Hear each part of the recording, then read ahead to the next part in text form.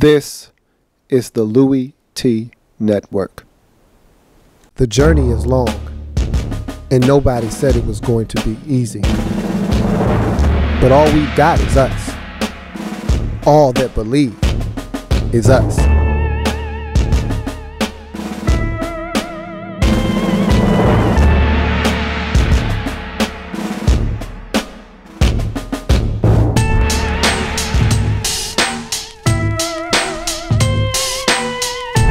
The Redskins Report.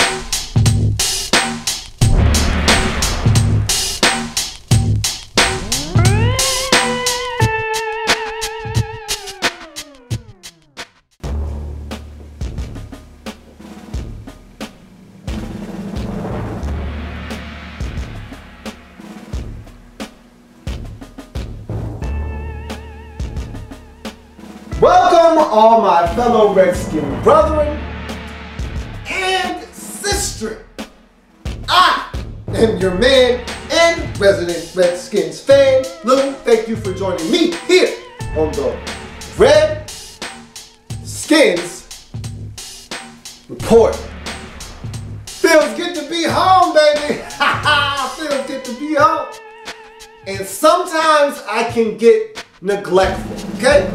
And you have to forgive me for this, because when you're babysitting all 32 teams, sometimes your primary focus can get put on the back burner. It happens. So you gotta forgive me for that. But always know, as a Redskins fan at heart, you guys are always on my mind. So just remember this, at the end of the day, I may be talking about the entire National Football League, but at the end of the day, I'm coming home to you guys. I'm coming back to my Redskin family. And so, feels good to be back in front of the congregation, and it feels good to be talking about Redskins football. Now, I know a lot of you guys want to talk about the draft, what we're gonna do at number 5.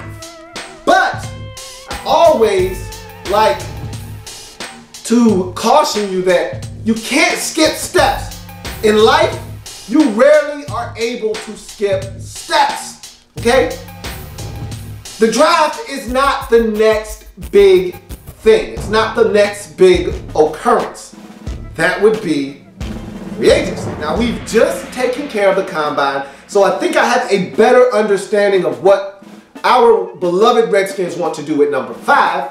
However, there's a lot of things that have to settle in before you can pencil in the Redskins as a definite at number 5. Now, I've been asked about mock drafts, and it's way too early for a mock draft. Now, first of all, number 1, I am a one mock of integrity guy. What that means is this: simply, I only release one mock draft. I am not Todd McShay. I am not Daniel Jeremiah. You will not catch me with a 3.0 mock. You will not catch me with a 17.5 mock draft. You get one and one only mock draft from me, Louis T. So, with that being said, I need to do my homework, I need to do my due diligence, and I need to let the process play itself out. And what that means is free agency has to take place, pro days need to take place, and teams need to settle in on what they're going to do with their picks. Now, in past years, I've been one to want to put out the mock draft early to appease you, the viewers. And what I've done is I've set myself up for many changes to take place. You find out things, you hear innuendos, you hear rumors, and next thing you know, a pick that you should be able to get right just because it's basically been released already, you've already put out your mock draft and I don't change it, and so I have to take that and have to move forward. So I'm looking to get picks right this year, and the best way to do that is just to wait. And so don't skip steps. We're gonna talk about the draft. We're gonna talk about what the Redskins are gonna do with pick number 5 and what they're gonna do in the second round and potentially moving forward in the draft. But let's start with free agency, because that's 2 weeks away. Redskins don't have any players that we need to concern ourselves with. The franchise tag, last year, remember, we used it on Brian Orakpo. That will not happen this year. And so let's talk about free agency, which is 2 weeks away, and what the Redskins need to do in free agency and moving forward. So we start with free agency, and we've got a new general manager in Scott McCloughan. So I feel good about free agency this year, unlike years past where I just hope we didn't make a fool out of ourselves. Don't think that's going to happen this season because of who is pulling the strings as our general manager. I will say this, he comes from a background where they don't spend a lot of money in free agency on guys outside of their own organization, but we don't have a lot of free agents that we need to retain. The one free agent that I really want back, more so than any other one, is Niles Paul. And I thought his play at the tight end position in Jordan Reed's absence, and you know I'm a huge Jay Reed fan, but he's got to stay healthy, and Niles Paul, and I told you, you cannot sell short what special teams means in this league. I think we always focus on defense. Oh, our defense is bad. Oh, we focus on offense. Oh, our offensive line is terrible. Don't forget about special teams. Ask the Green Bay Packers. They were a special teams play away from getting to the Super Bowl. And I don't have to tell you as a Redskins fan how much and how much special teams mean and how important it is to the outcome of a football game. Our special teams unit has been terrible for the last 2 years in running. So I don't have to tell you about how important special teams is, but just in case you forgot, Niles Paul, our best special teams player on our team. So I think it is imperative from a special teams standpoint that he's back. And I think he gives us added value as a backup tight end. I thought he filled in admirably last year for Jordan Reed when he was down with his injury. So like Niles Paul, want him back on the football team. But after that, you look at Roy Halou Jr., you look at Logan Paulson, you look at some of these other guys that are free agents. Don't think we need to have these guys back. Brandon Merriweather, I didn't think he played that bad in 2014. I know some of you don't like Brandon Merriweather. I just want to start over at the safety position. So I don't think that Merriweather should be back. Roy Halou Jr., I love him. And if he were a better pass protector, I'd welcome him back with open arms. But I love what he does in the passing game, catching the football, making guys miss out in space.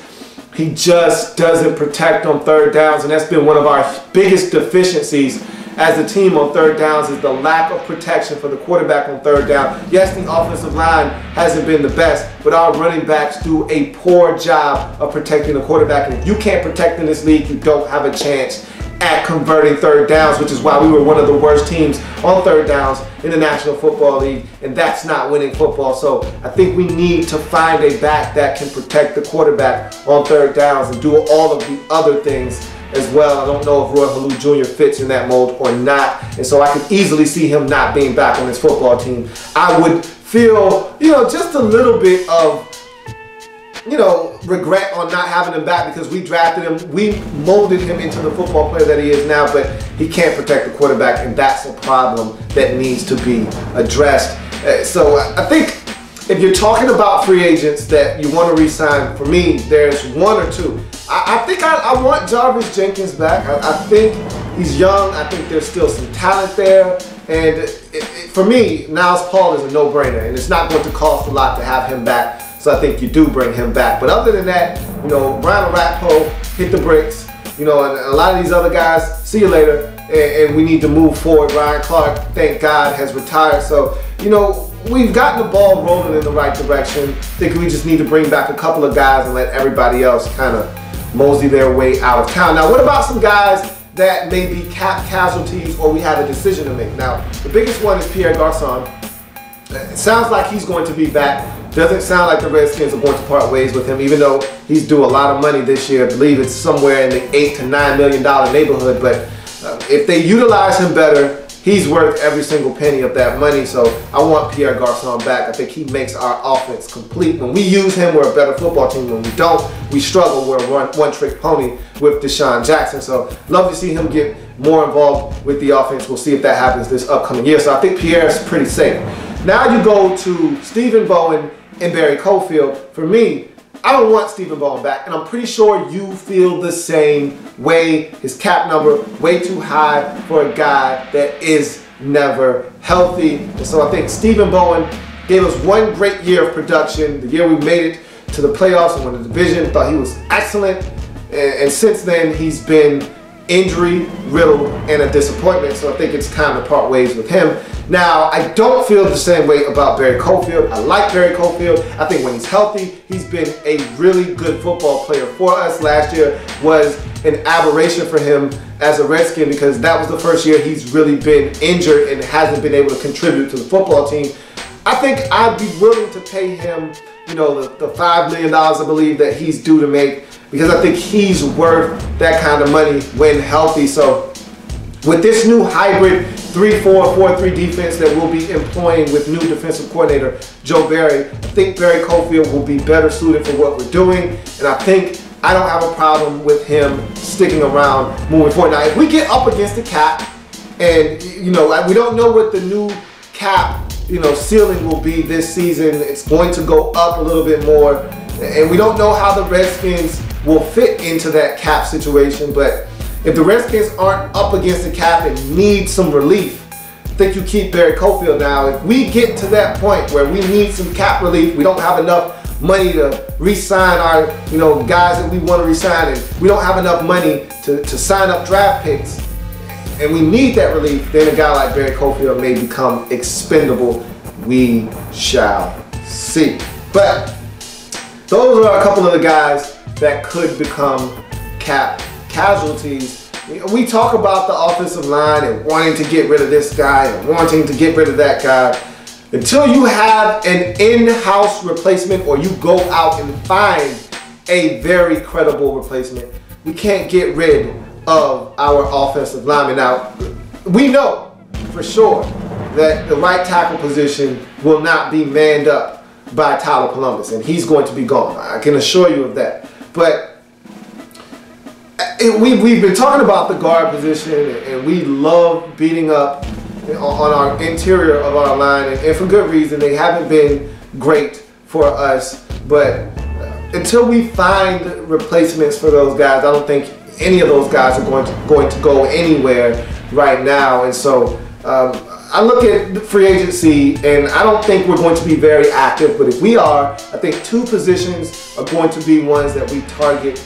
I believe offensive line, Mike Iupati might be the most expensive offensive lineman and definitely the best available in this year's crop. So you're going to have to pay for that.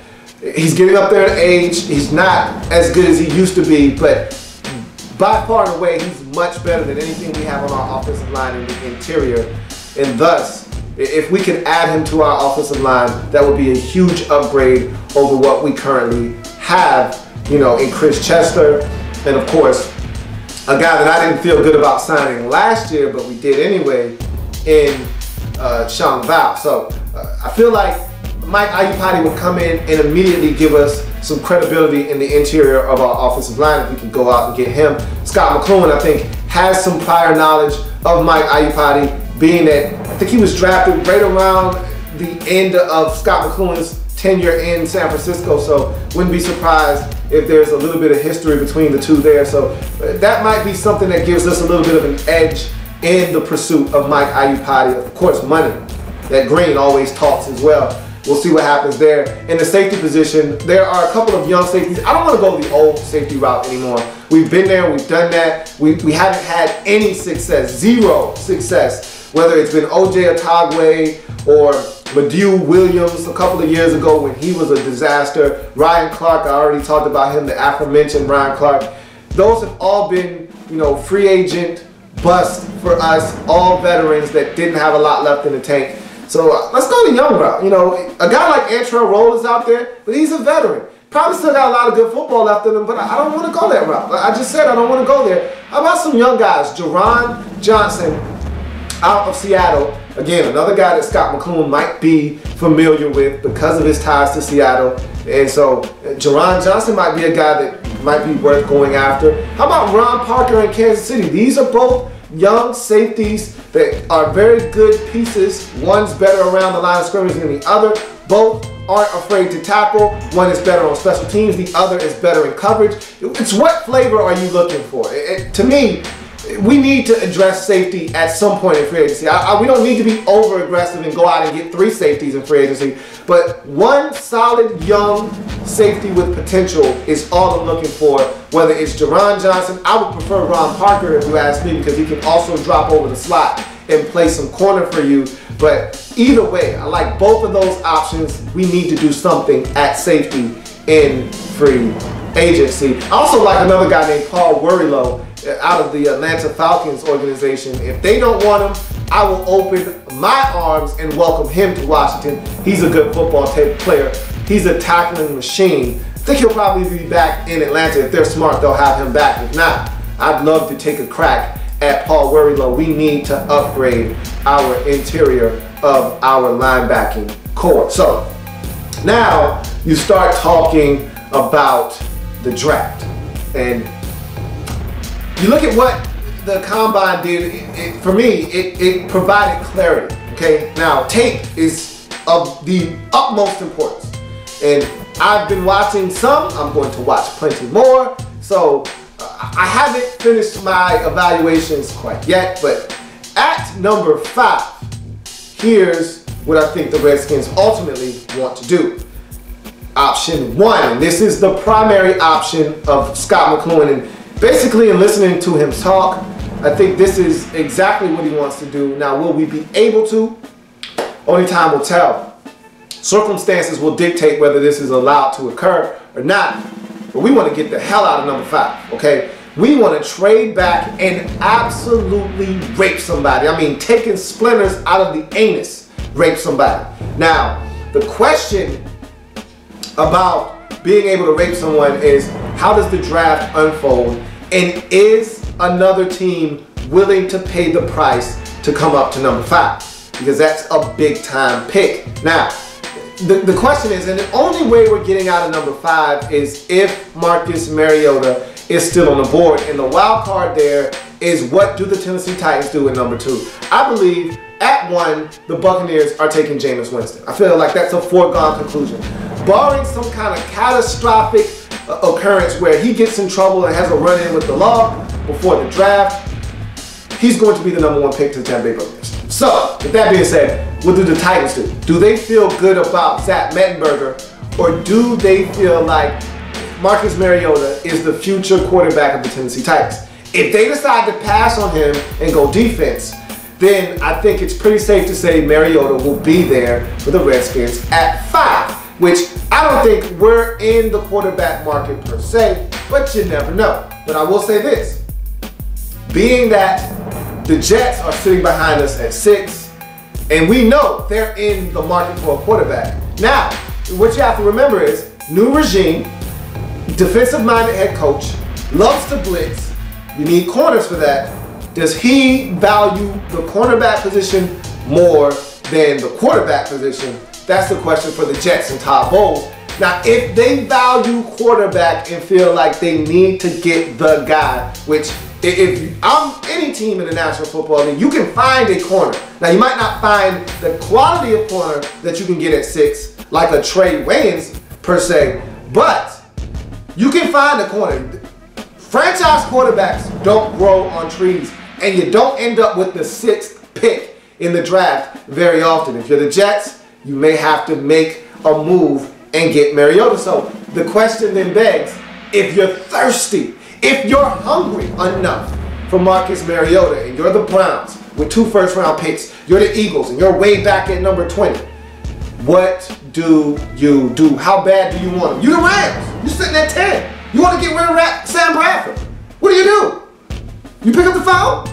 Because you know we want to rank the Rams. They owe us for the Robert Griffin III trade. Now, I don't think we'll do business with them, because I don't think they want to do business with us. They know that if they want to come up 5 spots, we are going to absolutely try and murder. So, pick-wise, that is. So, the question then becomes, how bad does another team want Marcus Mariota? And I don't think teams are going to be willing to give up what we're going to be asking for that pick. So, I think that even though at 5, the most advantageous scenario for us is to get out of 5 and pick up more picks, I don't see it happening. So at 5, Option 2 is to go with a defensive player. Now, you probably say to yourself, duh, defensive player, but I just talked about Marcus Mariota being a potential option for us. We've seen the receivers and the things that they've been able to do, but we're not going there. Okay, this is either defensive line, and more particular and in more detail, Danny Shelton as a defensive tackle, nose tackle, or you're going pass rusher. I've been singing the song from the treetops since last year started, when we started going downhill fast, and one of the biggest problems was lack of pressure on the quarterback. That's been a big problem for us for years now. We don't have an elite pass rusher. Ryan Kerrigan has elite traits. He flashes, but he's not as consistent as some of the other pass rushers around the league. I love Ryan Kerrigan, and he showed me a lot more last year than I thought he actually had. But that being said, he needs a tag team partner. He needs someone where defenses can't double team him, can't focus on chipping him. He needs help. And so I think at 5, the pick is an outside linebacker, a rusher. Now, question is, who's that guy? I got more tape to watch. Shane Ray, very intriguing, most explosive first step that I've seen in this draft. But if you're looking for a combination of power and speed, Dante Fowler Jr. is your guy out of Florida. So I think for the Redskins right now, it comes down to what's your flavor at outside linebacker and Danny Shelton. You weigh those two, and again, another caveat throw in the mix. If Williams, the kid from USC, is on the board, Leonard Williams, you take him. Okay, think that's something that the Redskins would be happy to settle for as well. Just don't see that happen. I don't see how he makes it out of the first 4 picks. There's no way Leonard Williams ends up on the board at 5 when the Redskins are on the clock. I just don't see it. So to me, your 2 options after getting out of pick number 5 being your first option is then, do you take outside linebacker or do you take Danny Shelton? To me, those are your 2 options. I think the Redskins realize the need to be able to get to the quarterback, and they go after a pass rusher at 5 if they don't get an opportunity to get out of number 5. So then you look at the second round. Let's go with the assumption, okay, that we don't get out of pick 5, okay? Nobody's willing to pay the price to come up to number 5. Everybody's got a price, but I don't think they're gonna want to pay it. So, let's say that we go pass rusher at number 5. The next order of business to me, because this draft is so weak at safety, that I don't think you go safety in the second round, because you're not getting a second round grade safety. There's a first round grade safety right now, and I'm going to watch one. There's got to be somebody out there. And there's one guy in particular that I'm really high on. Gerard Holloman out of Louisville. Excellent ball skills. Does not tackle very well. So, you know, that we had a problem with a guy like that. If you remember, Bakari Rambo, excellent ball skills out of Georgia. Not the best tackler in the world. And you saw how that worked out for us. If you put guys in positions to succeed, though, they will. If you put them in situations to fail, they will. We put him in a position to fail by asking him to do something that wasn't a strong suit coming out of college, which is tackle out of space. And you see what the end result was. He goes to Buffalo. They allow him to play as a deep free safety. You saw what happened. He picked the football off. So you put guys in positions to succeed, they will. If we can get our hands on a guy like Gerard Holloman out of Louisville, I'm thinking that's a third round pick though. I don't think you, and being that he didn't perform at the combine, didn't wow anybody because he wasn't able to perform, he's going to have to save that for his pro day. You put on the tape and the fact that he doesn't tackle as well, I think you could probably get him in the third round. But because this crop of safeties are so weak, the problem then becomes teams start bumping guys up on their board because there's not a lot out there. So a guy with a third round grade could all of a sudden become a second round player because of the lack of resources at that position. But if we can wait, I say you wait on safety to the third round, second round, you don't get a defensive lineman, I think that's the time to do so. If you are thinking, all right, we already got an outside linebacker, I don't want to double dip. Let's say that Malcolm Brown is gone. Let's say the kid from Oklahoma is gone. And we know Danny Shelton is long gone by the time we pick in the second round. Let's say that all three of those guys are gone. Malcolm Brown from Texas, the kid out of Oklahoma is gone, and also Danny Shelton is gone. And you don't want to spend a big time second round pick, because again, we're picking in the top 5 of the second round. So then you say, all right, let's go attack the secondary. All right, now we don't need to get a safety in the second round at pick number 37. Don't think that's a smart thing to do. I think there you need to get a corner. If you're looking for some help in the secondary, we don't know what D'Angelo Hall is going to be coming off of tearing the Achilles twice. Okay, so we don't know what that looks like. We don't know if David Emerson is the guy that we thought he was going to be. We feel really good about Rashad Breeland. That's it. Vitamin B is all we got to stand on in the secondary right now. We know the cupboard is bare at safety, so think in the second round, probably in your best interest to get a corner and try and see if we can put together a semblance of a secondary that way. Third round, then I think you go after your safety, and then we start turning our attention to any other deficiencies on this team, whether they're on the offensive line or they're at linebacker or whatever. Wherever you feel like we need to upgrade this team, then I think you start doing those things. But I think the first 3 picks in the draft all need to be spent on the defensive side of the football. Because if we're going to win, I think the defense is the part of our football team that we need to enhance the most. We can't win shootouts. We're not good enough as a football team to win shootouts. We have to hold teams down from scoring, be better on the defensive side of football, and that will allow Robert Griffin III to make mistakes, to not be perfect, to be able to hang in ball games and give us a chance. If we're trying to improve the offensive line and do all these things, and then we neglect the defense once again, which we've done a great job of doing, neglecting the defense over the years, then we will find ourselves in the same type of hole we were in last year, where we couldn't stop teams and the offense wasn't good enough to win us ball games. Go after defensive help, force turnovers, get shorter fields for the offense. It will all lead to better outcomes for this Washington Redskins football team. So that's where I am right now. I want to hear what you think. What are we going to do with that 5th overall selection? What do you think we should do? What do you think we're going to do? What do you think we should do? Okay? So put your general manager hat on, and what should we do in free agency? Who do you want to keep? Who do you want to see get out of here?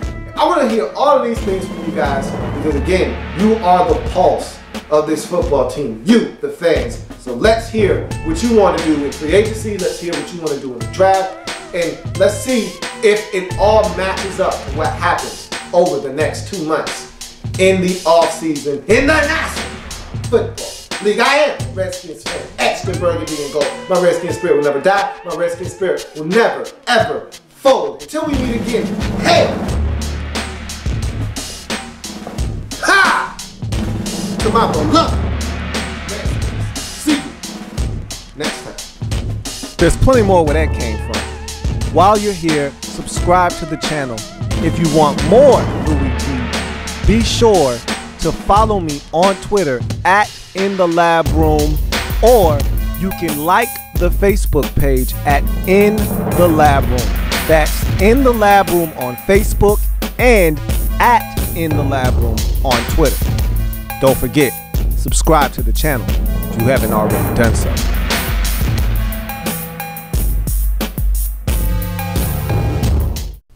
The Redskins Report.